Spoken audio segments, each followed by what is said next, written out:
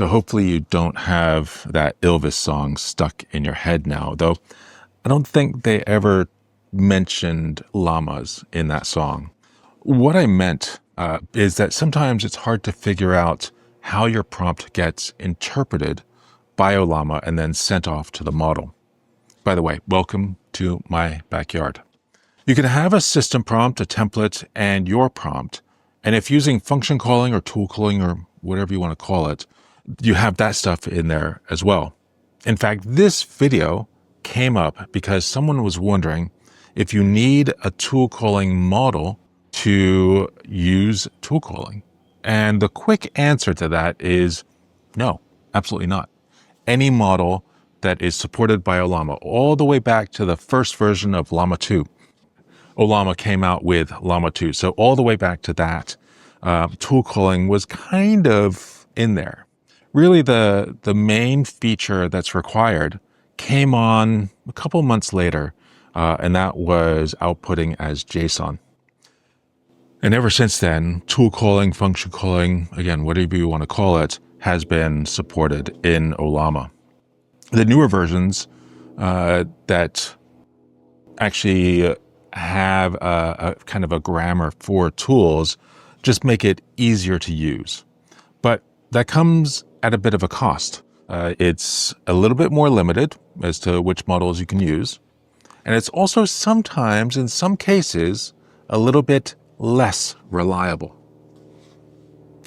So when you use the tool calling options in Ollama, in the Ollama API, Ollama is simply, it's not doing magic. It's simply formatting the prompt in a special way and sends that off to the model. The model just expects a prompt. That's all it wants. It doesn't know about system prompt versus regular prompt versus template versus all these other things. It just knows I need to receive a prompt and then I spit out an answer.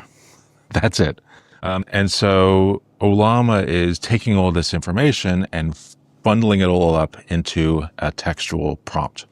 But in doing that, it's kind of hard to see how that prompt is being formatted. How is Ollama taking all those different pieces and turning them into one prompt that the model sees?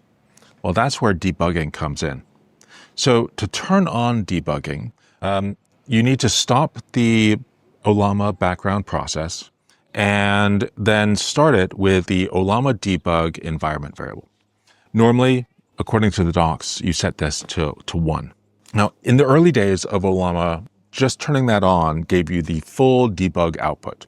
This is everything, including the prompt, as well as the generation, what gets spat out by Ollama and by the model. And it was pretty verbose. There was a lot of stuff in there. And often when working with debug, you don't really need all that information all the time. And so it makes sense that the Ollama developers removed all of that extra stuff. And the default for Ollama debug is just the basics of, and usually, I guess that's the memory information and some other stuff. I hadn't realized that that had changed until just a few days ago, when that question came in that I answered. So when that person asked about that, I just said, well, enable debug, and there you go. And then they showed me the output, and it was a lot less than I expected. So I just assumed they didn't copy it all. I said something basically to that effect. So then I tried it myself. It's been a few weeks since I last did it, probably a little bit longer than that, maybe a few months. When I tried it myself, I just did a quick test prompt, and I saw that, yeah, in fact, it was a lot shorter than it used to be. And I was a little worried that the Ollama team had taken out this kind of critical piece of information and it might be gone forever, and there's no way to figure that stuff out. It's pretty important to be able to see that when you need it. I did a quick search of the source code, in GitHub, looking for any mention of Ollama_debug, looking for a possible fix. And I couldn't really see anything. Nothing popped out at me.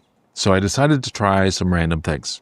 The first random thing I tried was setting Ollama debug to 2 instead of 1. And boom, everything worked. Everything came back to the way I expected. Now, I didn't try anything other than 1 or 2. I don't know if setting Ollama debug to Mr. Snuffleupagus would fix it in the same way. Maybe we should try setting it to 3 or 4 or 5 or 6, and we'll get more information. I don't think so. I think it's just 1 or 2, or 1 or anything other than 1. But now with Ollama debug set to 2, I get this output, and you can see that here.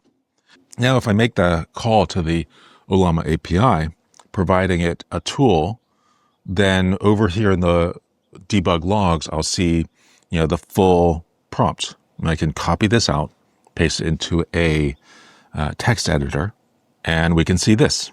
And here's how the prompt is formatted. So this is really helpful. Now, of course, this isn't just helpful for figuring out how tool calling works. It's also useful for figuring out how the template is being used. Some templates are more complex than others, and some tools make this even more complicated. And it's useful to figure out how another tool that's using the Ollama API is manipulating the prompt.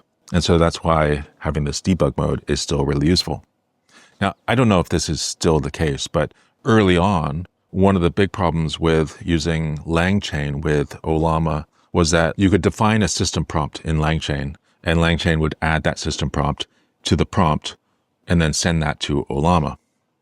The problem is if the model had a system prompt defined in the template, then what we end up seeing is that Ollama would get this information from LangChain and also add the system prompt in front of that. So you basically have what the model would eventually see would be the system prompt provided by the model, followed by the system prompt defined in LangChain, followed by the prompt that was also collected by LangChain. And it would get all this information, and it could easily get confused, especially if those two system prompts clash with each other and didn't agree with each other.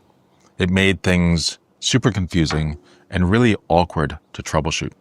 Anyway, hopefully this makes sense, and hopefully you understand the different ways of using debug in Ollama. I hope this video helps you out. If you're working with templates or tool calling or anything else where you need to figure out how is the template being used and how is the prompt being generated, please like and subscribe to this channel and this video if you find this useful, and I'll see you in the next one. Hey, maybe I'll do another one of these back in my backyard or walking around my neighborhood. Who knows? Thanks so much for watching, and have a great day.